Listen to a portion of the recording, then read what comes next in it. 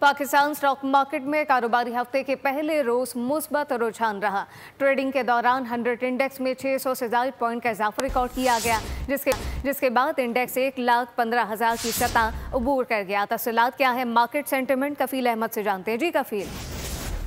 Market में sentiment कारोबार के आगाज में कुछ नेगेटिव था, हम इस वक्त जो है वो 492 पॉइंट का इजाफा मार्केट में रिकॉर्ड किया और मार्केट का जो 100 इंडेक्स है वो 1,14,891 के लेवल पर ट्रेड कर रहा है। मार्केट में अगर हम आज बात कर लें तो आज मॉनेटरी पॉलिसी की अनाउंसमेंट है जो कि स्टेट बैंक ऑफ पाकिस्तान जो है वो एक्सपायर के बाद जारी करेगा और मुमकिन तौर पर जो सरमायाकार है वो इस बात की तवक्को करेंगे शेयर सूद में एक मरतबा फिर जो है वो कमी की जो है वो की जा सकती है, जो कि इस वक्त 12% पर है।